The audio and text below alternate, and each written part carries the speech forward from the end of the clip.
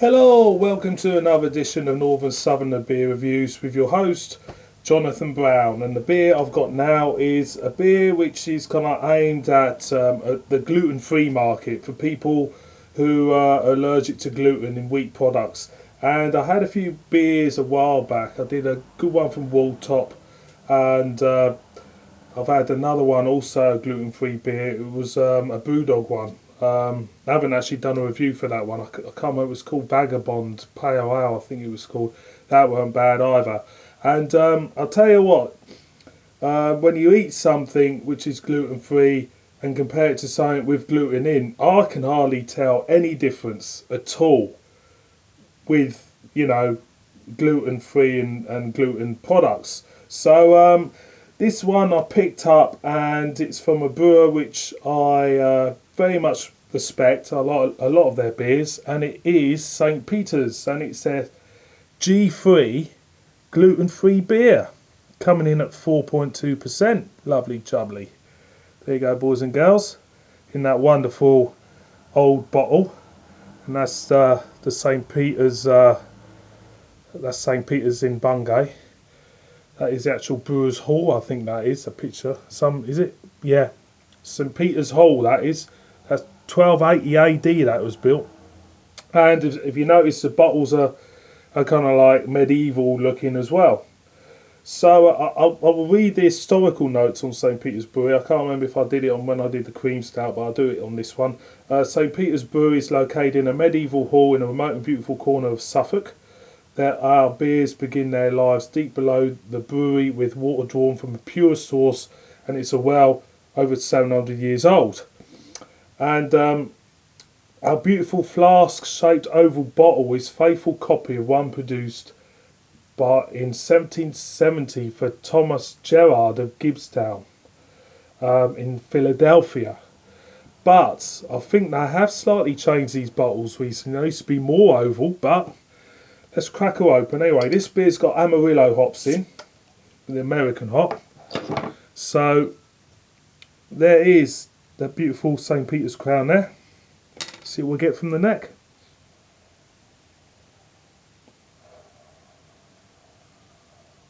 And it's quite pale in aroma. It feels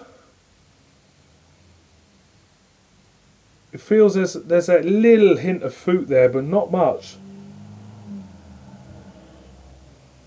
And it smells like a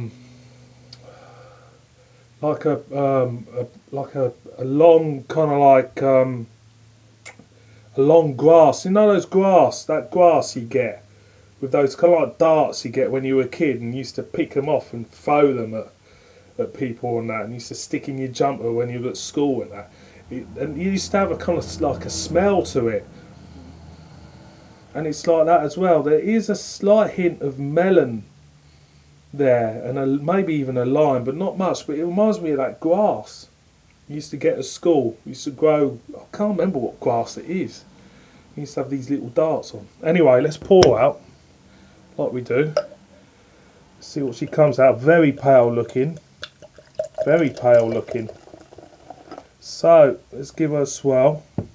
That is a really pale looking beer, that. Very. And still there's not much there. It's still same from the neck. You're still getting that hint of grassiness and that slight melon, limey thing going on, but not much at all. Not much at all. So let's top her up. Get her all in. And it's quite well carbonated by the looks of it. And there we go. Quite well carbonated. It reminds me, looking at that, it reminds me of sort of like a Pilsner, actually, looking at that.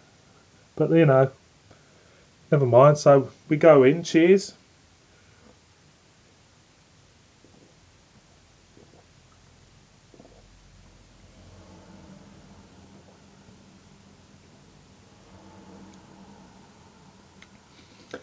It's very sweet. It is. It's very, very sweet. It's feels like a hint of sugar cane there, like real sugary sweetness. There is a little hint of citrus there. The Amarillo hop, if I know, is it Amarillo hop? Is the Amarillo hop is providing something bordering on an orange or mandarin in this. If it's funny, it looks like like a pilsner to me. It's got that, look. You think it's gonna be a little like a taste like a pilsner, but it's very sweet. It's got like I said, it's a real like a mandarin orange sweetness to it. Am I just going again?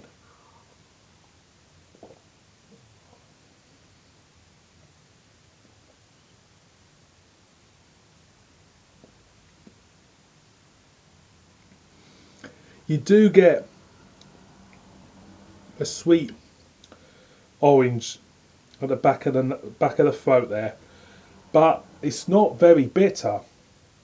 Maybe a little hint of bitterness there, but yeah, it's quite surprising, this beer. Where would I rate this one? As a G3 gluten-free beer, yeah, try it. I think people should try it. It's quite pleasant actually. Might be a little bit too sweet for some people out there. Maybe a hint of white grape in this as well, which is quite unusual, I think, for a beer, having a bit of white grape to it. I'll just go in for a third time, see what else. Mmm. Mmm. It's really, really sweet, really sweet. It's taking me back. So this one, try this one. It's a little bit cordial like actually. It feels a little bit cordial like. It feels like it's wanting to do something else.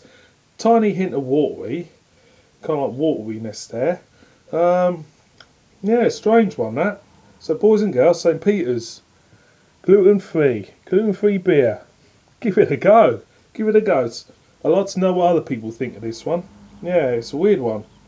Like I said, it's so, very sweet. See you on my next one. Cheers.